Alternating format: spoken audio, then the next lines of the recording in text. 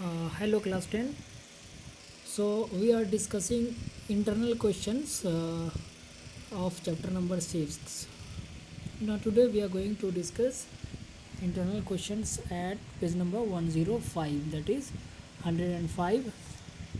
The question reads, for question number 1, what advantage over an aquatic organism does a terrestrial organism have with regard to obtaining oxygen for respiration?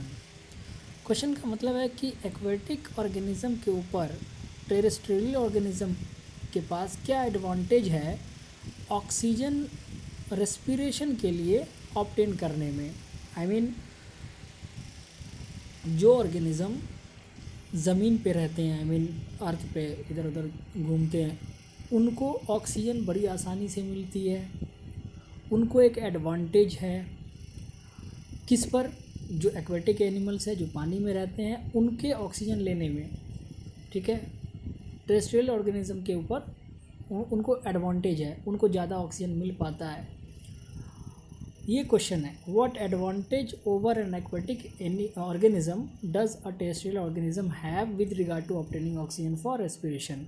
Respiration के लिए oxygen obtain करने के संबंध में जो ज़मीन पर रहने वाले ऑर्गेनिज्म हैं उनको क्या एडवांटेज है एक्वेटिक ऑर्गेनिज्म के ऊपर। ठीक है, इसका आंसर है terrestrial organism breathe by using atmospheric oxygen whereas aquatic organism take oxygen dissolved in water.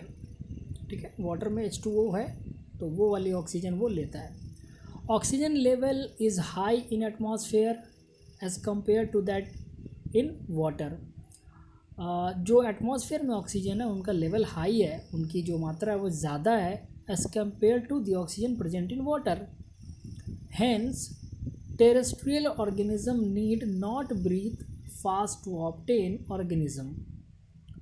कहता है कि इसलिए टेरेस्ट्रियल ऑर्गेनिज्म को जल्दी जल्दी सांस लेने की ज़रूरत नहीं होती है। Terrestrial organism need not breathe fast to obtain oxygen, whereas aquatic organism need to breathe faster to get the required oxygen.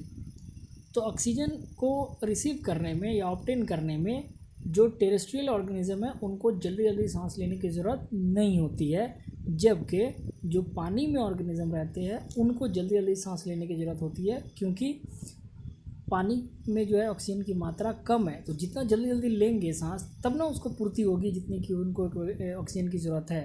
ठीक है, now second question reads, what are the different ways in which glucose is oxidised to provide energy in various organism. What are the different ways, क्या वो अलग अलग तरीके हैं जिसमें glucose oxidise होता है to provide energy in various organism. चलिए इसको देख लेते हैं। In cytoplasm glucose is first broken down into 2-3 carbon compounds called pyruvate. 3 carbon का जो कंपाउंड है पायरुवेट, जब एक ग्लूकोज, आप जानते हैं ग्लूकोज 6 कार्बन का कंपाउंड है, तो जब वो टूटेगा 2 पार्ट में तो 3-3 कार्बन का 2 पायरुवेट बनेगा by a process known as glycolysis. Glycolysis का सीधा मतलब ग्लूकोज का टूटना। ठीक है, further breakdown takes place in different organisms by different processes. ये बात आपको जो हमारा NCERT बुक है उसके पेज नंबर 102 पर बड़े अच्छे से डायग्राम के रूप में शो किया है। ग्लूकोज है, 6 कार्बन मॉलिक्यूल है साइटोप्लाज्म में, वो टूटता है पायरुवेट में 3 कार्बन मॉलिक्यूल प्लस एनर्जी लेकर के। अब उसके 3 पार्ट हैं according to the presence of oxygen और एब्सेंस ऑफ ऑक्सीजन। ऑक्सीजन की मात्रा क्या है उसके अकॉर्डिंग 3 पार्ट में उसको बताया है। अगर ऑक्सीजन बिल्कुल नहीं है, एब्सेंस ऑफ ऑक्सीजन है, खासकर ये कहाँ होता है, यीस्ट के अंदर। यीस्ट के अंदर ये होता है, तब क्या होगा, 2 कार्बन मॉलिक्यूल जो है इथेनॉल ये प्रोड्यूस होगा, कार्बन डाइऑक्साइड प्रोड्यूस होगा, प्लस एनर्जी जो कि कम मात्रा में होगी। दूसरा कंडीशन है कि ऑक्सीजन एकदम से एब्सेंट नहीं है, कम मात्रा में है। ठीक है। जैसे कि हमारे इसको बोलते हैं हम लैक ऑफ ऑक्सीजन, यानी ऑक्सीजन की कमी है, मतलब है लेकिन कमी है। ये अक्सर आता है हमारे मसल सेल्स में, ठीक है। जो फैटिग वगैरह हम लोग बहुत ज़्यादा हार्ड वर्क और विग्रस वर्क कर लेते हैं, दौड़ लिए या बहुत ज़्यादा क्या नाम है एनर्जी वाला काम हम लोग कर लिए जिसमें एनर्जी का लॉस बहुत ज़्यादा हो गया, तो ऐसे सिचुएशन में हमें पूरी तरह से ऑक्सीजन नहीं मिल पाया, तब क्या होता है हमारे मसल सेल्स के अंदर लैक्टिक एसिड प्रोड्यूस होता है। जब ये ग्लूकोज टूटेगा साइटोप्लाज्म में पायरुवेट, अब जब वो फर्दर टूटता है तो वो lactic acid 3 carbon molecule plus energy जो कि अगेन कम है ये प्रोड्यूस होता है, और इसी से हमारे मसल्स के अंदर फैटिग थकान महसूस होता है, ठीक है, थकान आती है। अब लास्ट है प्रेजेंस ऑफ ऑक्सीजन, यानी एम्पल अमाउंट ऑफ ऑक्सीजन इनको प्रेजेंट होगा, ये माइटोकॉन्ड्रिया में होगा, ठीक है। अब यहाँ पर जब पूरी तरह से ऑक्सीजन यानी ये एरोबिक रेस्पिरेशन होगा, यहाँ अब तक क्या था एनारोबिक था, एब्सेंस ऑफ ऑक्सीजन एनारोबिक, ठीक है, lack of oxygen again anaerobic. अब यहाँ पर क्या है प्रेजेंस ऑफ ऑक्सीजन है, एम्पल अमाउंट है, बहुत अच्छे से ऑक्सीजन को मिला हुआ है, तो इसको बोलेंगे एरोबिक रेस्पिरेशन। यहाँ पर क्या होगा कि जो पायरुवेट टूटेगा वो टूटेगा carbon dioxide water plus energy. आप जानते हैं कितनी एनर्जी प्रोड्यूस होती है 38 ATP, ठीक है। ये उसी पेज नंबर 102 पे मोर टू नो करके एक बॉक्स दिया हुआ है, उसमें ATP का पूरा प्रोसेस दिया हुआ है कि ATP टूटता है ADP में और फिर एक फॉस्फेट बाहर निकलता है जिसमें एनर्जी निकल के आता है, और वो एनर्जी कितना देता है 38 ATP निकल के आता है, और एक ATP जब टूटता है तब आता है 30.5 किलो जूल पर मोल एनर्जी। तो ये एक बड़ा सिंबॉलिक और ये एक फिगर है जो याद रखना चाहिए। एरोबिक रेस्पिरेशन में एक ग्लूकोज टूटता है तो 38 ATP मिलता है, ठीक है, ATP 38। नाउ एक ATP टूटेगा तो 30.5 यानी 30.5 किलो जूल पर मोल की एनर्जी मिलेगी, ठीक है। तो आप समझो कितना हो जाएगा, इसको 30.5 किलो जूल पर मोल इंटू 38 करेंगे तो टोटल एनर्जी मिल जाएगा आपको, ठीक है, कि एक ग्लूकोज टूटने से टोटल कितनी एनर्जी मिली, तब तो ये हो जाएगा 30.5 किलो जूल इंटू 38 कर लीजिएगा। तो ये हो गई हमारे ये क्वेश्चन का आंसर हो गया। Now third question is how is oxygen and carbon dioxide transported in human beings. ये बड़ा कॉमन सा क्वेश्चन है, ये कई बार हम लोगों ने क्लास 8 में भी पढ़ा था। लिखिए oxygen and carbon dioxide is transported in human being via blood stream के थ्रू ये ट्रांसपोर्ट होता है।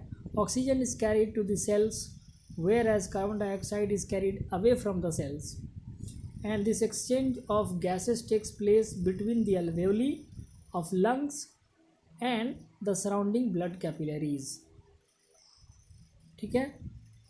पैराग्राफ चेंज करके आप इसी में लिखिएगा oxygen is absorbed by the blood capillaries from the lungs alveoli by diffusion, while carbon dioxide is absorbed by the lungs alveoli from blood capillaries by diffusion again, ठीक है ना। चलिए फोर्थ क्वेश्चन है how are the lungs designed in human being to maximise the area of exchange of gases. ये बहुत important question है, ये काफ़ी ये हम ना जैसे 100 वर्ड्स होते थे ना उसमें, क्योंकि इसके अंदर पॉइंट्स कई सारे होंगे जिसको मैं पॉइंट वाइज लिखा देता हूँ, ये बड़ा क्वेश्चन है। हाउ आर लंग्स डिज़ाइंड, तो ये पूरा उसका जो स्ट्रक्चर है उसको एक्सप्लेन करना पड़ेगा कि ये मैक्सिमाइज कैसे होता है, ठीक है। आप लिखिए first point, the lungs are an important part of the body, the passage inside the lungs divides into smaller and smaller tubes which finally terminate in balloon-like structures called as alveoli. Second point, the alveoli provide a surface where the exchange of gases can take place. The walls of the alveoli usually contains an extensive network of blood vessels. We know that when we breathe in, we lift our ribs. हम अपने ribs को क्या करते हैं, उठाते ऊपर, है ना, फ्लैटन होता है वो. Flatten are diaphragm and chest cavity becomes larger.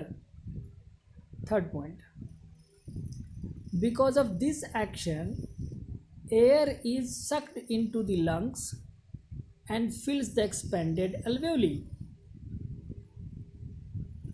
Fourth point, the blood brings the essential carbon dioxide from rest of the body and supply it to the alveoli. The oxygen in the alveolar air is taken up by the blood in the alveolar blood vessels to be transported to the all other cells of the body. During the normal breathing cycle, when air is taken in and let out, the lungs always contain a residual volume of air. So there is sufficient time for oxygen to be absorbed and carbon dioxide to be released.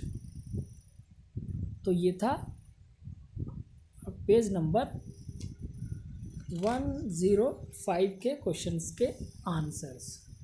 अब हम लोग चलेंगे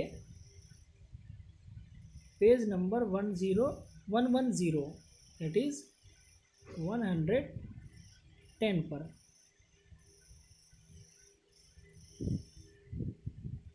8, 9 and 10. Yes.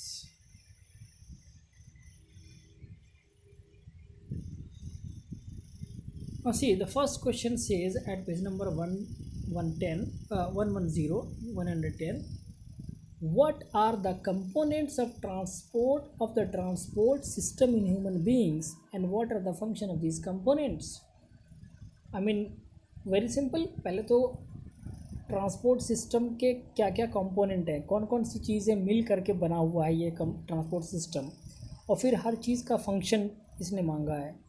थोड़ा बड़ा होगा answer लेकिन फिर भी देखते हैं. First of all write the answer. The heart, blood and blood vessels are the main component of transport system in human being. आप ये लिख लीजिए, 3 चीज़ें हैं तो इन तीनों का हमको फंक्शन देना होगा, है ना. सो लिखिए आगे फंक्शंस ऑफ दिस कंपोनेंट्स. पहला, heart. Heart pumps oxygenated blood throughout the body. It receives deoxygenated blood from the various parts of the body and send this impure blood to the lungs for oxygenation. ठीक है, ये हो गया heart का काम. Now blood, second component. Blood transport oxygen, nutrients, carbon dioxide and nitrogenous wastes. Third, blood vessels. Blood vessels, arteries and veins carry blood to all parts of the body and back to the heart, है ना. Second question is, why is it necessary to separate oxygenated and deoxygenated blood in mammals and birds? तो बहुत important question है, ये कई बार पूछा भी गया है. ठीक है, तो इसको बहुत इंपॉर्टेंटली अच्छे से लिखिएगा. लिखिए, mammals and birds are warm blooded animals. Warm blooded animals मैंने पहले ही समझाया हुआ है कई वीडियो में कि वो ऑर्गेनिज्म जो अपना बॉडी टेम्परेचर इन्वायरमेंट के टेम्परेचर के अकॉर्डिंग एडजस्ट नहीं कर पाते हैं. ठीक है, वो एडजस्ट नहीं करते, ऐसे ऑर्गेनिज्म को हम कहते हैं वार्म ब्लडेड एनिमल्स. जैसे हम ह्यूमन बीइंग्स वार्म ब्लडेड है. क्यों? बाहर में टेम्परेचर कितना है, मान लो 40 डिग्री है, तो क्या हम अपने टेम्परेचर को बढ़ा के 40 डिग्री कर देंगे? नहीं कर देंगे. या ठंडियों में वो 10 डिग्री हो जाता है, हम अपने बॉडी टेम्परेचर को 37 डिग्री से घटा के 10 कर लेते हैं? नहीं कर लेते हैं. तो हम, इसका मतलब इन्वायरमेंट के टेम्परेचर के साथ अपने बॉडी टेम्परेचर को एडजस्ट नहीं कर पाते हैं, इसलिए हम वार्म ब्लडेड हैं. और जो ऑर्गेनिज्म कर लेगा वो कोल्ड ब्लडेड है. ठीक है. So mammals and birds are warm-blooded animals which keep their body temperature constant irrespective of the environment they live. ठीक है, पहली बात, जिस इन्वायरमेंट में वो रहते हैं उस इन्वायरमेंट के बॉडी टेम्परेचर से उनको कोई लेना देना नहीं होता है, वो अपने बॉडी टेम्परेचर को उसके अकॉर्डिंग रेगुलेट नहीं कर सकते हैं। तो इसलिए क्या होता है, उनको गर्मी में गर्मी लगती है और ठंडी में ठंडी लगती है। This process require a lot of oxygen for more cellular respiration so that warm-blooded animals produce more energy to balance their body temperatures. Hence, it is very important for warm-blooded animals to separate oxygenated and deoxygenated blood to keep their circulatory system efficient. ठीक है, oxygen की जो requirement है, अगर oxygenated और deoxygenated blood मिल जाएंगे तो क्या होगा, फिर पता ही नहीं चलेगा कि ऑक्सीजन कहाँ गया, है ना। और सेपरेट रहने से क्या होता है, ऑक्सीजन अच्छी मात्रा में मिलता है और फिर रेस्पिरेशन अच्छे से होता है, तो हमारा जो सिस्टम है वो बहुत एफिशिएंटली वर्क करता है। ठीक है, और third question is what are the components of transport system in highly organised plants. Highly organised plant यानी जो हायर प्लांट्स हैं उनके अंदर जो ट्रांसपोर्ट सिस्टम है वो हाईली ऑर्गेनाइज्ड है। तो ऑर्गेनाइज ट्रांसपोर्ट सिस्टम के कंपोनेंट क्या क्या हैं, सिंपल है, ट्रांसपोर्ट सिस्टम जो प्लांट्स में है उनके क्या कंपोनेंट्स हैं। आप पढ़े हैं वस्कुलर सिस्टम को, वस्कुलर बंडल में जाइलम फ्लोएम है और फिर उसके parts. There are two types of conducting tissues, जिसको हम बंडल्स बोलते हैं, conducting tissues in highly organized plants that carry out transport system. One is xylem, second is phloem. Xylem conducts water and minerals from roots to the rest of the parts of the plant. Similarly, phloem transports food material from leaf where it is manufactured through photosynthesis from leaf to other parts of the plant. इसमें आप एक बात जोड़ सकते हैं, Xylem is a one-way transport system while phloem is by transport system, by way या double way या two way transport system. ये हर जगह ऊपर नीचे दोनों तरफ फ्लोएम में चलता है, जबकि जाइलम में सिर्फ नीचे से वाटर और मिनरल ऊपर की तरफ जाता है। तो this was the third question. Now fourth, how are water and minerals transported in plants. Water और मिनरल्स कैसे प्लांट में ट्रांसपोर्ट होते हैं, लीजिए अभी मैंने बताया जाइलम के थ्रू। चलिए उसको हम लिखते हैं। Xylem has tracheids and vessels of roots, stems and leaves are interconnected to form a continuous system of water conducting channels that reaches all parts of the plant. Xylem के जो parts हैं ना उसमें एक ट्रैकीड्स होता है, vessels of roots होते हैं, जैसे ब्लड वेसल्स होते हैं वैसे ही वेसल्स ऑफ रूट्स होते हैं, stems, leaves, they are all interconnected to form a continuous system of water conducting channels that reaches out all parts of the plant. Now transpiration creates a suction pressure which forces water into xylem cells of the roots. After this, there will be a steady movement of water from the roots, xylem to all parts of the plant connected through this interconnected water conducting plants. तो ये होता क्या, transpiration एक suction pressure create करता है, जिससे क्या होता है ऊपर की तरफ एक फोर्स लगता है। जैसे आप देखे होंगे मोटर जो चलता है हमारा, तो क्या है वो पानी नहीं खींचता है, वो एक प्रेशर क्रिएट करता है ऊपर की तरफ, जहाँ से वो हवा खींच रहा होता है और उस हवा के साथ साथ पानी भी खींच के चला आता है। और that is what transpiration creates a suction pressure and it forces water into the xylem cells of the roots. और इसके बाद क्या होता है, एक स्टेडी मूवमेंट पानी का बन जाता है रूट जाइलम में, और वो कनेक्टेड होते हैं इंटरकनेक्टेड वाटर कंडक्टिंग चैनल है, उसके थ्रू वो खींचता रहता है ऊपर की तरफ। ठीक है, now last question is how is food transported in plants. तो जाइलम फ्लोएम को ये पूरी तरह से पूछ लिया है। How is food transported in plants? लिखिए, food is transported in plants by a special organ called phloem. It, that is phloem. Phloem transports food material from leaf to the different parts of the plant. Transportation of food in phloem is achieved by the expenditure of ATP. ATP आप जानते हैं, जहाँ पर energy की requirement होगी जिस movement में उस जिस ट्रांसपोर्टेशन में, उसको हम बोलते हैं एक्टिव ट्रांसपोर्ट. और जहाँ पर डिफ्यूज़न यानी कंसंट्रेशन ग्रेडियंट के अकॉर्डिंग ट्रांसपोर्टेशन होता है, उसको हम बोलते हैं पैसिव ट्रांसपोर्ट. तो जहाँ पर एनर्जी लग रही, यहाँ पर एनर्जी लग रही है, transportation of food in phloem is achieved by the expenditure of ATP, that is energy. तो जब एटीपी की यूज़ से अगर ट्रांसपोर्टेशन हो रहा है तो ये कैसा ट्रांसपोर्ट होगा? Active transport. लिखिए, this increases osmotic pressure in the tissues causing water to move. This pressure moves material in the phloem to the tissues with less pressure. ऐसे टिश्यू जहाँ पर लेस प्रेशर है उसकी तरफ जो है ये मटेरियल को मूव करने के लिए बाध्य करता है. This is helping in transportation of food material as per the needs. जिसका एग्जांपल है सुक्रोज. ये इसका जो ट्रांसपोर्ट होता है वो एक्टिव ट्रांसपोर्ट के थ्रू होता है. ठीक है, तो this was the whole class today students. Tomorrow will be discussing questions, internal question at page number 112. There is only 3 questions, so we will take 3 more questions from exercises. ठीक है, in the exercise we are having 13 questions, so 3 questions we will take from there and 3 questions at page number 112 in the next class. Okay, thank you.